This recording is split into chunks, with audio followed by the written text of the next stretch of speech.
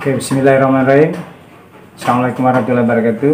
Kembali bersama saya Bahtiar SPD MPD dari SMA 1 Kendari, berilmu, santun, agamis, tekun, dan unggul.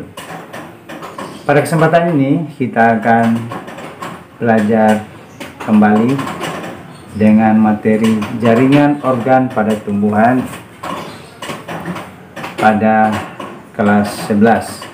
Sebelumnya kita sudah membahas jaringan yang menyusun tumbuhan secara umum. Sekarang kita akan melihat jaringan apa saja yang menyusun organ-organ yang terdapat pada tumbuhan. Pada sesi ini, tujuan dari pembelajaran kita adalah untuk mengetahui jaringan apa saja yang menyusun organ tumbuhan.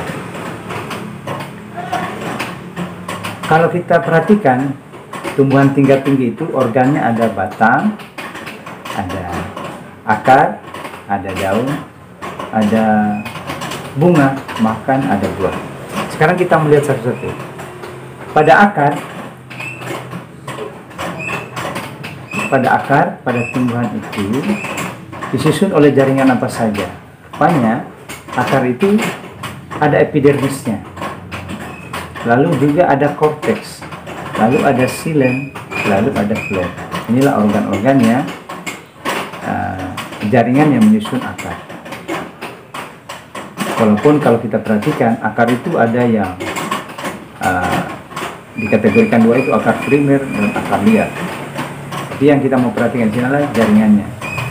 Jaringan epidermis pada akar terdiri atas satu lapis sel yang tersusun rapat. Jaringan epidermis ya. Kemudian dia memiliki rambut akar yang merupakan hasil dari aktivitas sel-sel di belakang titik tumbuh. Jaringan epidermis pada akar juga ini tidak memiliki kutikula. Nah, tidak ada kutikulanya. Rambut akar berfungsi untuk memperluas bidang penyerapan. Itulah epidermis pada akar. Korteks pada akar juga ada. Tadi pada gambar itu kita sudah lihat ada korteks. Korteksnya tersusun dari sel yang membentuk beberapa lapisan sel. Dinding selnya tipis.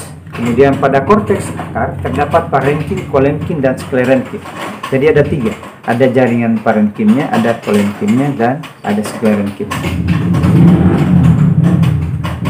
Pada akar terdapat endodermis, di mana endodermis terletak di sebelah dalam korteks. Jadi endodermis itu agak ke dalam daripada korteks. Dinding sel endodermis mengalami penyembalan gabus.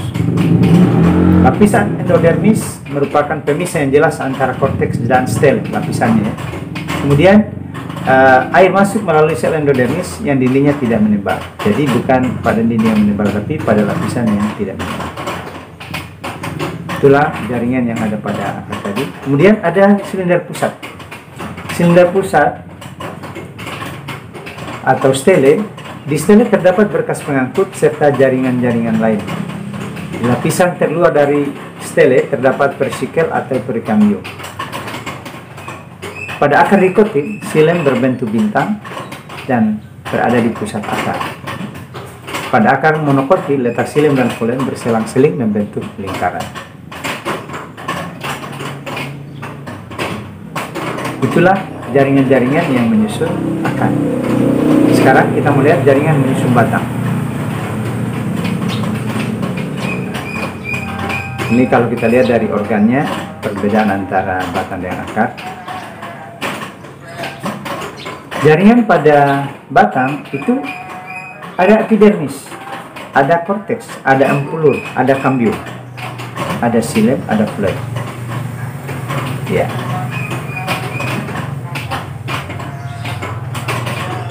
Teori. Bagaimana jaringan pada batang? Jaringan pada batang tadi ada epidermis. Epidermis itu tersusun oleh sel lapis sel yang tersusun rapat tanpa ruang antar sel. Itu epidermisnya batang. Dinding sel sebelah luar dilengkapi kutikula. Kalau pada akar tidak ada kutikula, yang berfungsi untuk melindungi batang dari kekeringan. Pada tumbuhan kayu yang telah tua terdapat kambium. Gabus dapat membentuk derivat. Derivatif turunannya. Kemudian korteks, pada batang ada korteks. Korteks batang tersusun oleh sel-sel yang berdinding tipis, letak tidak teratur sehingga berbentuk ruang antar sel. Mengandung amilum, korteksnya, saya ulangi, mengandung amilum. Korteksnya tersusun atas kolenkin dan sklerenkin. Batang memiliki stele, ada jaringan stele, terletak di sebelah dalam batang. Lapisan terluar disebut perisikat. Di dalam sel terdapat sel parenkim dan berkas pengangkut. Pada tumbuhan dikotil, bagian tepi stele dibatasi oleh kambium. Ini gambarnya, bisa diperhatikan dulu. Kemudian jaringan pada daun. Pada daun, jaringan pada daun itu ada epidermis atas, epidermis bawah. Ini epidermis atas, kemudian ada epidermis bawah, yang di bawah itu ada stoma atau stomata. Ada jaringan dasar bagian tengah mesofil, kemudian ada jaringan penguat, ada jaringan sekretory. Jaringan penguatnya ini berbentuk silinder atau batang. Mesofil ini palisade, di sini ada kloroplas misalnya. Kemudian ada mesofil spon atau jaringan spon. Ada stoma, ada peripon. Itulah jaringan yang ada pada daun. Epidermis daun itu terdapat di permukaan atas maupun bawah. Lapisan sel yang dindingnya mengalami penebalan dari kitin atau lignin. Terdapat sel yang diapit oleh dua sel penutup, yaitu stomata, ada stomatanya. Kemudian pada tumbuhan, misalnya teratai, stomata terdapat di permukaan atas. Mesofil terletak di antara epidermis dan epidermis bawah, itu mesofil, jaringan mesofilnya. Yang ada di dalam situ ada jaringan palisadenya, ada jaringan bunga karangnya. Pada rumput-rumputan atau monokotil, mesofil tidak berdiferensiasi. Jaringan pengangkut pada daun berbentuk bangunan kompleks disebut dengan tulang daun. Ya, tulang daun itu merupakan jaringan pengangkut. Kalau tumbuhan dikotil mempunyai satu ibu tulang daun dan cabang-cabang membentuk jalan. Tumbuhan monokotil memiliki tulang daun berderet-deret sejajar sumber daun dan dihubungkan dengan berkas pengangkut kecil. Jaring pengangkut berfungsi untuk mengangkut air serta zat hara dari tanah dan hasil fotosintesa dari daun ke bagian tubuh tumbuhan yang lain. Itu jaringan pengangkut xilem maupun phloem. Pada bunga bagian-bagian seperti ini. Ya, mungkin disebut ada dasar bunga. Ya. Kemudian ada perhiasan bunga, periantium meliputi kalis atau kelopa dan mahkota. Kemudian ada benang sari, ada putih. Itu bagian-bagian dari bunga. Jadi model jaringannya seperti ini kalau pada bunga. Kita bisa melihat bagaimana tipe-tipe bunga. Ada bunga lengkap, bunga sempurna, bunga jantan, bunga betina, ada bunga telanjang.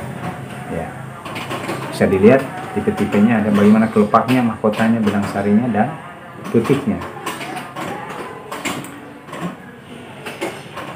Di tumbuhan ada sifat yang dimiliki oleh tumbuhan, namanya sifat totipotensi. Ini jaringannya berhubungan dengan jaringan pada tumbuhan. Sifat totipotensi adalah pada tanaman dimanfaatkan untuk oleh anakan seragam dalam jumlah banyak. Sifat totipotensi ini dimanfaatkan. Kalau kita melakukan hidroponik, sifat ini yang dipakai. Sifat totipotensi ini bisa dilakukan kultur, ya, bisa melakukan kultur jaringan. Jadi sifat totipotensi itu adalah sifat yang dimanfaatkan pada tumbuhan, utamanya pada jaringan-jaringan yang masih muda. Demikian penjelasan tentang jaringan yang menyusun organ tumbuhan. Mudah-mudahan bisa dipahami. Terima kasih atas segala perhatiannya. Ada pertanyaan yang saya sampaikan untuk didiskusikan, untuk dicari jawabannya. Pertanyaan adalah, organ tumbuhan dikotil dan monokotil apakah berbeda? Berbeda apanya? Jaringannya. Berbeda organnya? Silahkan dijawab. Terima kasih. Assalamualaikum warahmatullahi wabarakatuh.